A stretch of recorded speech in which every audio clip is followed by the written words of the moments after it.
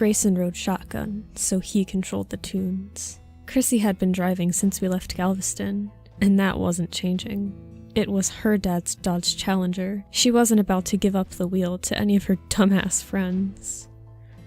I sat in the back of the two-door muscle car, but I didn't mind. First, it meant I had access to all the snacks. I also played the part of navigator, since my phone had the best GPS.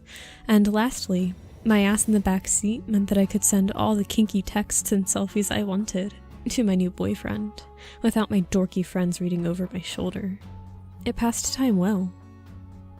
We were currently in the middle of the pure desert somewhere in Arizona, en route to San Francisco for an old high school friend's wedding. I was glad it was November. These road trips were way too hot in the baking sun of June or July. However, the fact that it was winter meant that the dark came early.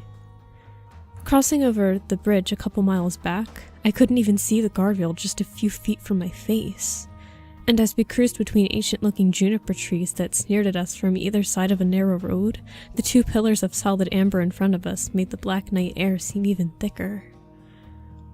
Two pillars that suddenly became one. Chrissy's dad needs to maintain this machine better. This is one hell of a spot to drive with one headlight. As Grayson fiddled with the dial, trying to find any radio station besides static, Chrissy strained her eyes to focus, annoyed that she would have to replace a headlight in her dad's car.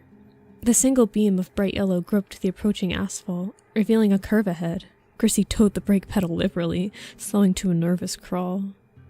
With a shriek, she lurched to a stop. What the fuck was that thing? Chrissy was already in the early stages of bawling, wide eyes petrified. She had seen it too. A shadowy figure, standing crookedly in the middle of the road, had dashed into a thicket. I smiled as a shirtless pic from my new boy toy came across my phone. Chrissy, I'm sure that was just a deer, I assured her, quietly silencing the notification from my Maps app. She slowly shook her head, face pale from shock. No way. It was on 2 feet. Then it was Grayson's turn to jump. I guess they both saw it. A long black tail thumped methodically, and the section of the road still lit by our one-eyed car. I went back to my text conversation. Gosh, was I happy.